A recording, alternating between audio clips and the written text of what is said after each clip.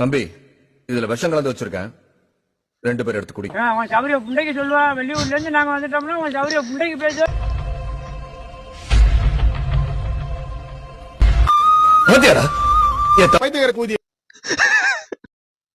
AK-74 ஒரு ஆயுதம், அது ரஷ்யால இருந்து வந்திருக்கு எங்களுக்கு. அவனை செத்தங்கடா, அவன் உங்ககிட்ட மாட்டலடா, நீங்க தாண்டா அவங்க கிட்ட மாட்டிருக்கீங்க.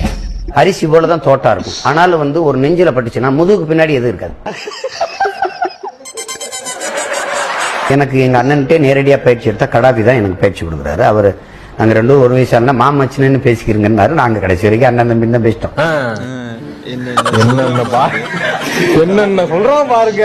அப்ப உட்காந்துட்டு கேட்கும்போது எங்க அண்ணன்ட்ட கேட்கிறேன், அண்ணாப்ப இந்த ரஷ்யாவுக்கு அப்புறம் நம்மகிட்ட தான் இருக்கு இந்த AK-74 இல்லன்னா? ஆமா. அவனை சொல்லி நிறுத்துங்களா? அவன் நிறுத்துறான். இந்தியாவில இல்லப்பா, இந்தியாவில் நம்மகிட்ட, ரஷ்யாவுக்கு அப்புறம் நம்மகிட்ட தாப்பா இருக்கு. உன்னை தெரியுண்டா எனக்கு, என்னென்ன வேலைக்கு எப்படி எப்படி முடிய டைப்பா மாத்துவேன்னு எனக்கு தெரியும். அப்ப இந்தியால AK-74 சுட்ட ஒரே ஆள் நான் தான் இருக்கேன். ஒரு அளவுக்கு மேல பண்ண.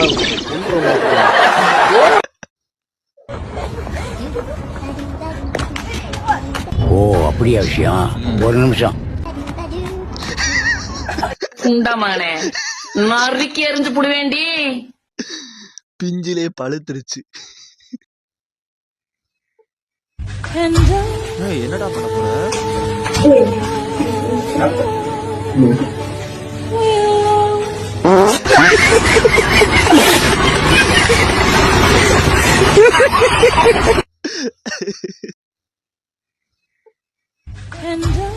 என்னடா பண்ண போற?